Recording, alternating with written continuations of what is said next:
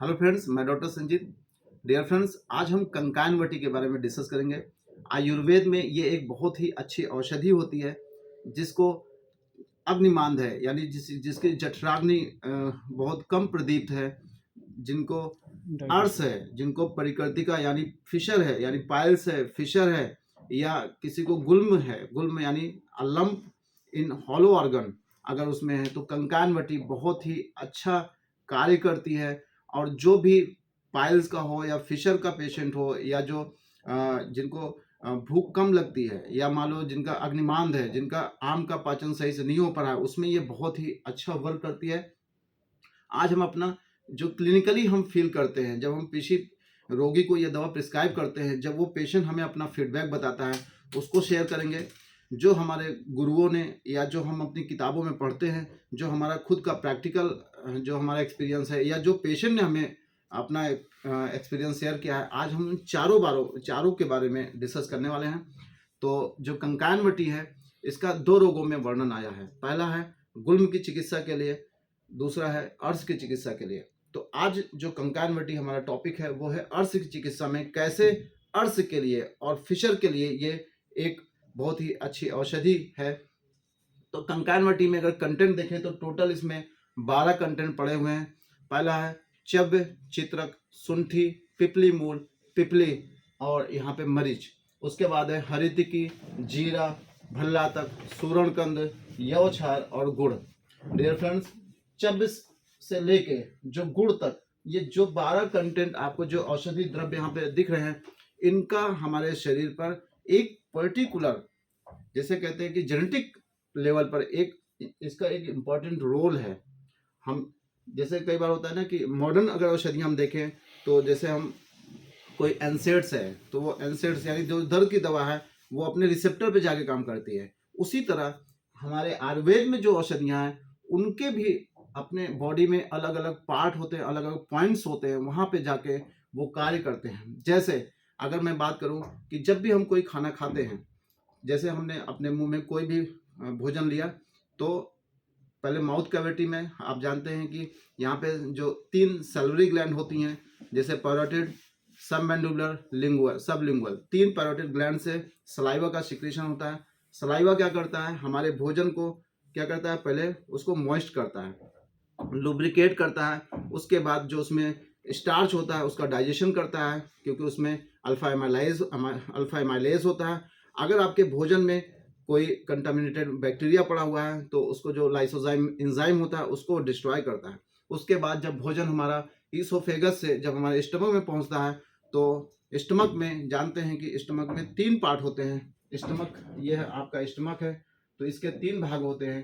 तो एक होता है फंडस, बॉडी और पाइलोरस। फंडस, बॉडी और पाइलोरस में आप जानते हैं कि ऑक्जेंटिक सेल्स होती हैं जो कि एचसीएल का सिक्रेशन करती हैं। उसके बाद चीफ सेल्स होती हैं जो कि पेप्सिनोजन का सिक्रेशन करती हैं। इसके नीचे डी सेल्स और जी सेल्स होती हैं। जी सेल्स से गैस्ट्रिन हार्मोन्स और डी सेल से सोमेटोस्टैटिन हार्मोन्स का सिक्रेशन होता है। ये जो गैस्ट्रिन हार्मोन्स होती हैं, ये ऑक्जेंटिक सेल्स और चीफ सेल को स्टिमुलेट करके ऑक्जेंटिक सेल से एचसीएल का सिक्रेशन बढ़ाती हैं और चीफ सेल से पेप्सिनोजन का सिक्रेशन बढ़ाती हैं। एचसीएल आप जानते हैं कि बहुत ही हाई एसिडिक मीडियम प्रोवाइड करता है। इसका पीएच लगभग 2 होता है, और इस पीएच में जो हमारा भोजन है वो डाइजेस्ट होता है बिकॉज ऑफ पेप्सिनोजन, क्योंकि पेप्सिनोजन को पेप्सिन में कन्वर्ट होने के लिए एचसीएल की नीड पड़ती है। तो अगर हम मॉडर्न की तरीके देखें, तो मॉडर्न के हिसाब से जो हम अपने जो सलाइवा के जो एंजाइम्स हैं, जो हमारे गैस्ट्रिक जूसेस के एंजाइम्स हैं, ये कैसे इन औषधियों से स्टिमुलेट होते हैं, कैसे इन औषधियों से सबसाइड होते हैं, तो थोड़ा सा डिस्कस करेंगे इसके बारे में। कंकायनवटी में पहला जो है चव्य, चित्रक, सुंठी, पिपली, पिपली मूल। इन जो 5 कंटेंट है, इसको हम लोग क्या बोलते हैं, इसको हम बोलते हैं पंचकोल। इसको क्या बोलते हैं, पंचकोल।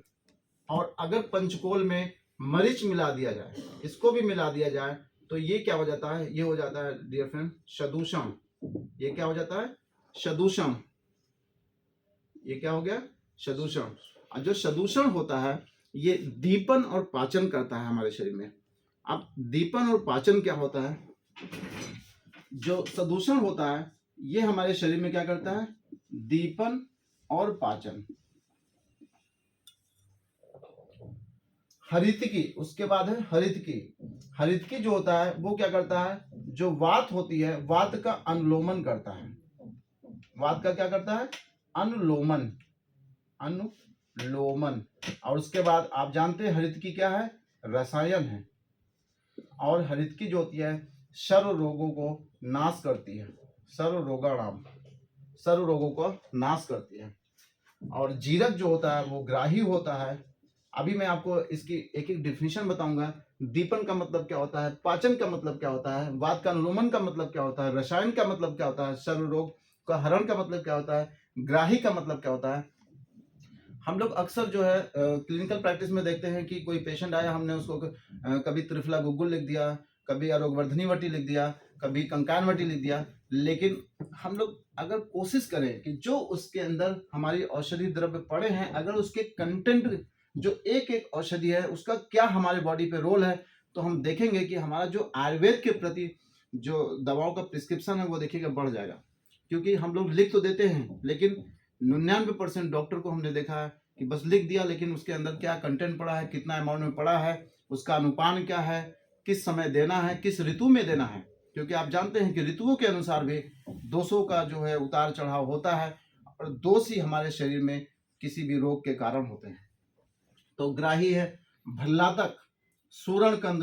भल्लातक जो है संहिता में लिखा हो गया है कि भल्लातक और चित्रक ये जो होते हैं, जो शुष्क अर्श होता है, शुष्क अर्श के लिए श्रेष्ठ चिकित्सा होती है।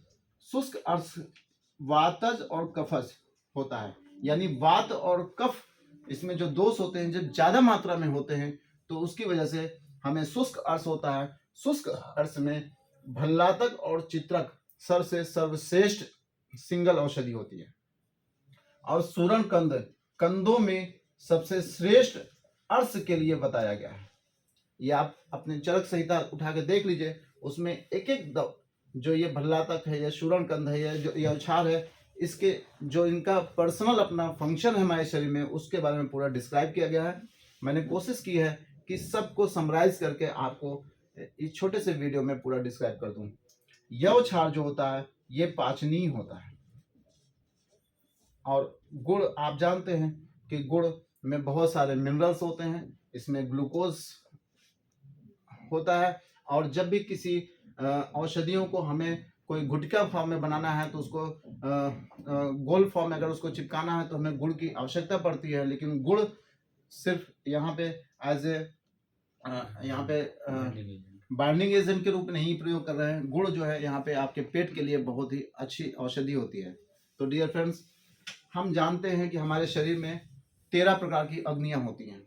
जठराग्नि होती है, भूताग्नि होती है और धात्वाग्नि होती है। यानी जब भी हम किसी भोजन को अपने शरीर में डालते हैं तो पहले जठराग्नि उसको जो है जो धातु हम 7 धातुएं होती ना, रस पाचन करती। हाँ, जैसे जठराग्नि क्या करती है, उस भोजन का पाचन करती है। पाचन करने से क्या होता है, हमारे शरीर में जो 7 धातुएं होती हैं, रस रक्त मांस मेद अस्थि मज्जा शुक्र, ये 7 धातुओं का निर्माण होता है। उसके बाद जो पंच महाभूत होते हैं उसके बाद उनका फॉर्मेशन होता है। तो डियर फ्रेंड्स, दीपन क्या है, दीपन का मतलब होता है जैसे जो जठराग्नि होती है, जठराग्नि, जठराग्नि को इतना प्रदीप्त कर दिया जाए कि हमारी क्षुधा यानी भूख बढ़ जाए, तो उसका मतलब होता है दीपनीय औषधि द्रव्य। अगर हम कहें कि ये जो द्रव्य है वो दीपनीय है, what is the mean of दीपनीय? दीपनीय का मतलब होता है कि जठराग्नि को इतना प्रदीप्त कर दे कि हमारे शरीर में भूख बढ़ जाए यानी क्षुधा बढ़ जाए, उस औषधि द्रव्य को दीपनीय कहते हैं। और पाचनीय द्रव्य क्या होंगे? ऐसे औषधि द्रव्य जो हमारे शरीर में जठराग्नि को इतना प्रदीप्त कर दे कि जो भी हमने खाया है उसका पाचन शुरू कर दे, उसका पाचन हो जाए, तो उसे बोलते हैं पाचन, पाचनीय औषधि द्रव्य। तो ये जो सदूषण होता है यानी चव्य चित्रक शुंठी पिपली पिपली मूल और मरीच, ये 6 जो औषधि द्रव्य हैं, ये इनका उष्ण वीर होता है, इसकी वजह से ये दीपन और पाचन करते हैं। तो अगर हम कोई भी खाना खाएं, अगर हमारे शरीर में सिर्फ दीपन हो रहा है तो और पाचन नहीं हो रहा है, तो आप जो भी खाएंगे आपके पेट में भरा रहेगा, यानी कफ ज्यादा मात्रा में रहेगा, आपको लगेगा पेट फूला फूला सा है। लेकिन अगर पाचन हो जाएगा तो आपका जो है, जो भी आपने खाया है वो पूर्ण रूप से पच जाएगा। और अगर किसी भी भोजन को खाने के बाद अगर आपके शरीर में पाचन नहीं हो रहा है, तो जो आम का फॉर्मेशन होगा उससे बहुत सारे आपके शरीर में रोग बनते हैं। जैसे आपका रूमेटिक आर्थराइटिस, आम कहते हैं आम वात। तो ये क्या है, ये खाने के न पचने की वजह से हुआ। तो यानी जो हमारी कंकानवटी है उसमें जो शुरुआत के 6 औषधि द्रव्य हैं, ये हमारे खाने का पाचन कर रहे हैं। पाचन अगर सही से होगा तो जो 7 धातुएं हैं वो अच्छे से बनेंगे, जो उसका मल पार्ट है, किट भाग है, वो भी अच्छे से बनेगा। और जो 3 दोष होते हैं, वात पित्त कफ, ये भी हमारे शरीर में साम्यावस्था में रहेंगे। अगर वात पित्त कफ साम्यावस्था में है तो हमारे शरीर में कोई भी रोग उत्पन्न नहीं होगा। उसके बाद है हरितकी। हरितकी वात का अनुलोमन करता है। आपने देखा होगा चरक संहिता में यह मेंशन है कि जो भी औषधि द्रव्य वात का अनुलोमन करे और अग्नि को प्रदीप्त करे, वो अर्श के लिए यानी पाइल्स के लिए सबसे बेस्ट औषधि द्रव्य होते हैं। तो यहाँ पे आप देखिए, हरितकी क्या कर रहा है, वात का अनुलोमन कर रहा है, और सदूषण क्या कर रहा है, दीपन पाचन कर रहा है। यानी अकॉर्डिंग टू संहिता ये क्या हुआ, हमारे लिए अर्श के लिए सबसे श्रेष्ठ औषधि हो गई, क्योंकि वात का अनुलोमन भी हो रहा है और यहाँ पे दीपन पाचन भी हो रहा है। उसके बाद है जीरक। जीरक जो होता है ग्राही होता है। ग्राही का क्या है, ग्राही की परिभाषा ये है, जो आम का पाचन भी करे और जो अग्नि को प्रदीप्त भी करे, उसे हम ग्राही द्रव्य कहते हैं। भल्ला तक, मैंने पहले बता दिया, भल्ला तक और चित्रक का वर्णन शुष्क अर्श के लिए आया है। शुष्क अर्श जो होता है वातज और कफज प्रधान अर्श होता है, इसलिए इसके लिए ये सबसे श्रेष्ठ औषधि होती है। सूरण कंद अर्श के लिए सबसे श्रेष्ठ कंद बताया गया है, इसलिए कंकानवटी में ये पड़ा हुआ है। यवछार जो होता है पाचनी होता है, पाचन कर देता है। जैसे अभी हमने बात की कि पाचनी होता है तो पाचन करता है। तो dear friends, all about the content of कंकानवटी हमने डिस्क्राइब कर दिया। थोड़ा सा मैं इसको मॉडर्न से जोड़ता हूँ। तो ये सब चीजें हो गई। आप जानते हैं कि जब हम किसी भी भोजन को खाते हैं तो सबसे पहले, चाहे वो हम आंखों से देखें, चाहे हम सूंघें, चाहे हम सोच लें, चाहे उसको मुंह में रखें, तो हमारे बॉडी में रिफ्लेक्स एक्शन की वजह से सलाइवा का सिक्रेशन बढ़ जाता है। सलाइवा का 3 काम होता है, लुब्रिकेशन, डाइजेशन और protect from the micro organism, यानी वो इम्यूनिटी प्रोवाइड करता है हमारी बॉडी में। तो जैसे ही भोजन हमारे मुंह में आया, सलाइवा सिक्रेट हुआ। सलाइवा का पीएच जो होता है वो 6 से 7 के बीच में होता है। अगर यानी उसका जो पीएच होता है एसिडिक होता है। अब गलती से भी अगर सलाइवा अल्कलाइन हो जाए तो क्या डाइजेशन होगा? नहीं होगा। तो अगर उसका पीएच कम हो गया, यानी अगर 5 से 6 के बीच में हो गया, तब भी आपका डाइजेशन सही से नहीं होगा। तो इसीलिए इसमें क्षार पड़ा हुआ है। क्षार क्या होता है? अगर कोई चीज हमारे बॉडी में ज्यादा एसिडिक है तो जब वो हमारे शरीर में जाएगी तो उसको थोड़ा सा न्यूट्रलाइज करके वो उसको बैलेंस करती है। तो आप जानते हैं कि जैसे ही भोजन हमारे पेट में पहुंचता है तो वहां पे एचसीएल, पेराइटल सेल्स जो होती हैं वो एचसीएल का सिक्रेशन करती हैं, और एचसीएल का जो पीएच एवरेज होता है वो 2 होता है, बहुत ही हाई एसिडिक मीडियम होता है। इस मीडियम में पेप्सिनोजन पेप्सिन में कन्वर्ट होता है, तो पेप्सिन प्रोटीन के डाइजेशन में पार्टिसिपेट करता है। अब मान लेते हैं कि किसी का बॉडी का पीएच बहुत कम है, यानी उसको बहुत ज्यादा एसिडिटी हो रही है, तो क्या होगा? एसिडिटी ज्यादा होगी तो उसको पेप्टिक अल्सर डेवलप होगा, पेप्टिक अल्सर होगा तो उसको पेन डेवलप होगा बॉडी में। तो यौछार पड़ा होने से जो एसिडिटी है हमारे पेट की वो कम हो रही है। और अगर मान लेते हैं कि जो अपना पेप्सिनोजन है, अगर उसका सिक्रीशन सही से नहीं हो रहा है तो उसको सिक्रीट करने के लिए यहाँ पे क्या है, हमारा दीपन पाचन। दीपन पाचन किसके थ्रू हो रहा है? विद द हेल्प ऑफ जठराग्नि। और जठराग्नि अगर हम मॉडर्न से ऐड करें तो वो क्या हो जाएगा, हमारे जो डाइजेस्टिव जूसेस में जो इंजाइम्स पड़े हुए हैं, क्योंकि enzymes are responsible for the digestion of, चाहे वो अगर हम कार्बोहाइड्रेट की बात करें, चाहे हम प्रोटीन की बात करें, चाहे आपके लिपिड की बात करें, तो इसका digestion with the help of enzymes होता है, और इंजाइम्स को हम उसको जठराग्नि कह सकते हैं। अगर आयुर्वेद में यह भी कहा गया है कि जिस भी व्यक्ति की अग्नि यानी जठराग्नि शांत हो जाए तो वो व्यक्ति क्या हो जाएगा, उसका मतलब वो पेशेंट, वो रोगी मर चुका है। क्योंकि अगर जठराग्नि ही नहीं है तो वो पेशेंट मतलब उसमें डाइजेशन ही नहीं होगा। जब डाइजेशन नहीं होगा तो उसके जो बॉडी के पार्ट्स हैं वो बनेंगे नहीं। तो जठराग्नि is the very important for our lifes. तो जठराग्नि को प्रदीप्त करने के लिए इसमें इतनी चीजें पड़ी हुई हैं। बाकी नेक्स्ट वीडियो में हम कंकानवटी जो गुल्मी के लिए बताया गया है, थोड़ा सा और इसमें बता दूं। अर्स, अभी यहाँ पे एक चीज आया था कि जो भल्लातक और चित्रक है वो शुष्क अर्स के लिए बताया गया। तो अर्स कितने प्रकार के होते हैं? अर्स दो प्रकार के होते हैं, एक शुष्क अर्स होता है और एक आर्द्र अर्स होता है। जैसे जो शुष्क अर्स होता है, शुष्क मतलब सूखा, जो शुष्क अर्स होता है वो वातज और कफज होता है। और जो आर्द्र होता है, आर्द्र मतलब जो ब्लीडिंग पाइल्स होता है, वो रक्तज और पित्तज होता है। और रक्तज और पित्तज के लिए जो बताया गया है वो कुटज बताया गया है। वो क्या बताया गया है? कुटज। और शुष्क अर्स के लिए चित्रक और भल्लातक। तो जिन भी आपके पास जो भी आयुर्वेदिक मेडिसिन, कई बार ये तो एक क्लासिकल आयुर्वेदिक ड्रग है, कई बार हम लोग ब्रांडेड भी यूज करते हैं, तो आप देखिएगा उसमें चित्रक पड़ा होगा, उसमें भल्लातक पड़ा होगा।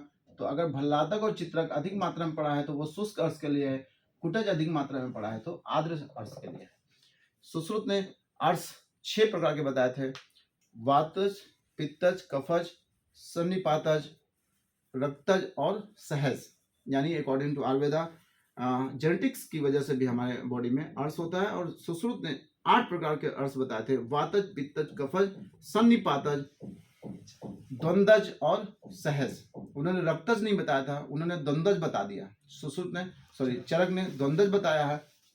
तो यहाँ पे जो मैं वात पित्त की बात कर रहा हूँ, आप समझ सकते हैं कि जो हमारा ये औषधि द्रव्य पड़े हुए हैं, ये कहीं ना कहीं हमारे दोषों को साम्यावस्था में लाते हैं और हमारे शरीर में जो भी रोग होते हैं उनको शांत करते हैं। नेक्स्ट वीडियो में हम फिर से डिस्कस करेंगे कंकायनवटी गुल्म रोग के अधिकार के बारे में। Thank you.